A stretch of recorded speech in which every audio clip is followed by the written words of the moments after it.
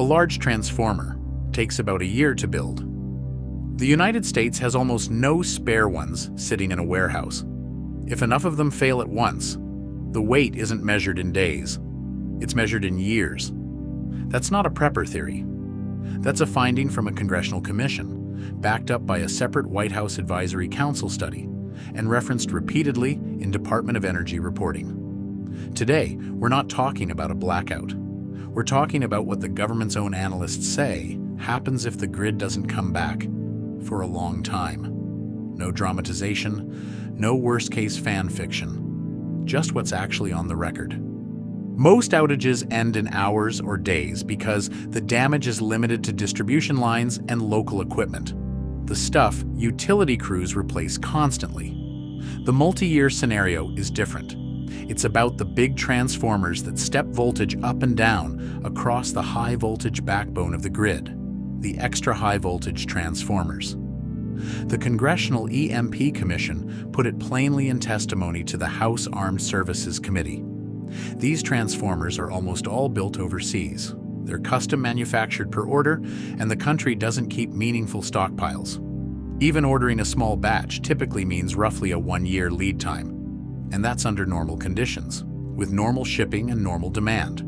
If a geomagnetic storm or an EMP event damaged a large number of them simultaneously, that lead time stretches out and compounds, because everyone would be trying to order replacements from the same limited pool of manufacturers at once.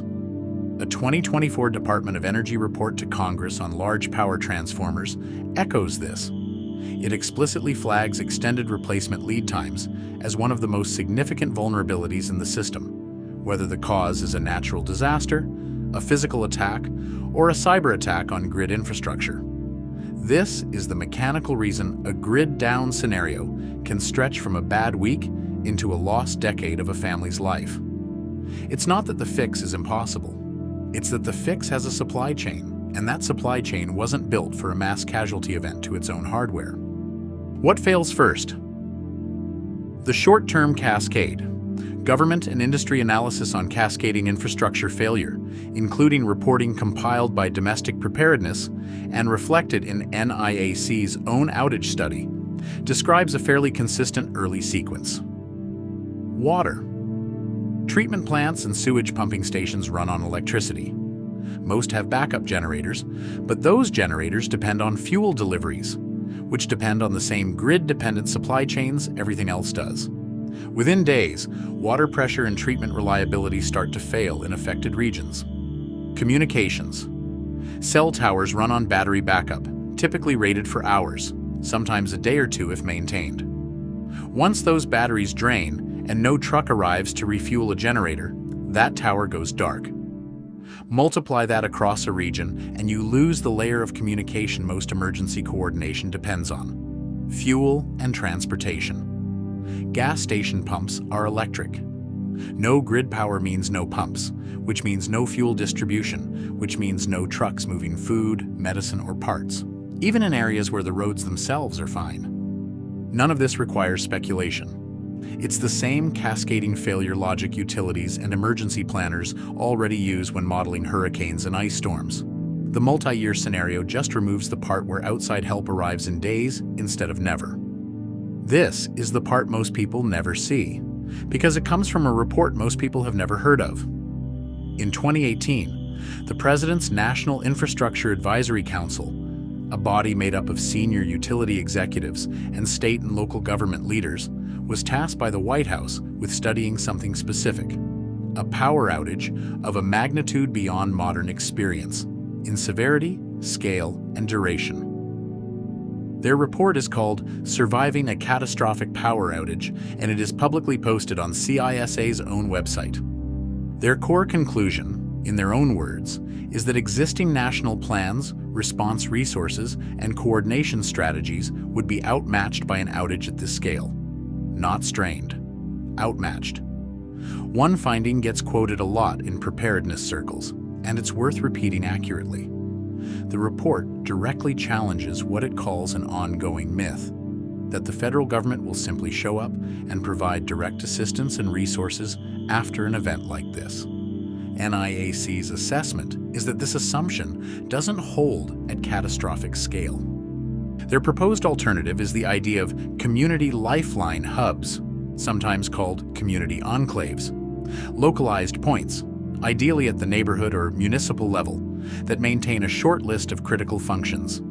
Things like emergency medical care, basic communications, water distribution, and security, run on local microgrids or backup power rather than waiting on the wider grid.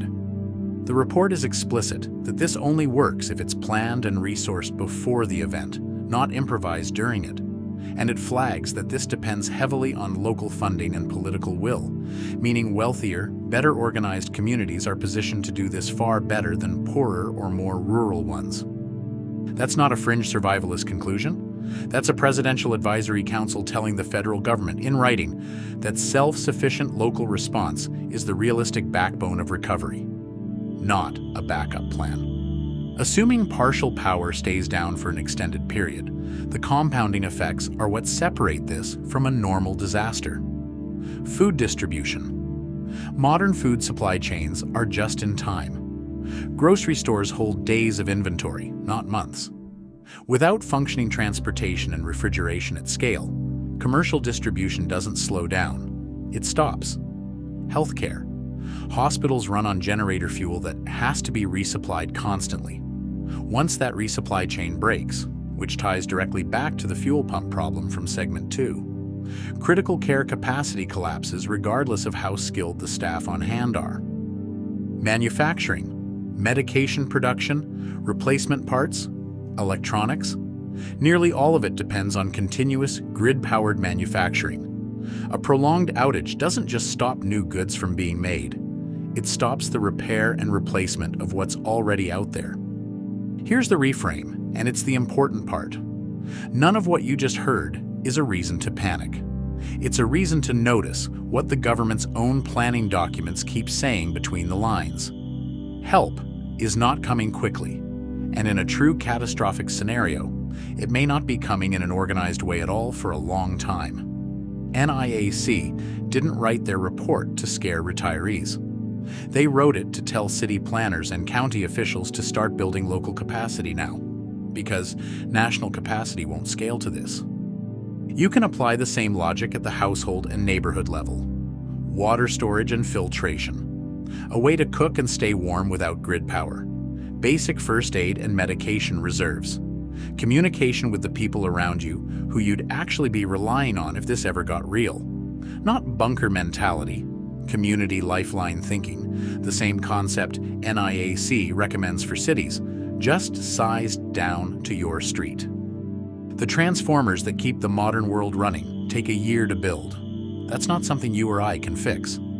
What we can fix is whether our household looks like the community enclave model NIAC describes, or whether it's waiting on a truck that isn't coming. Hopefully this was useful information on how this works.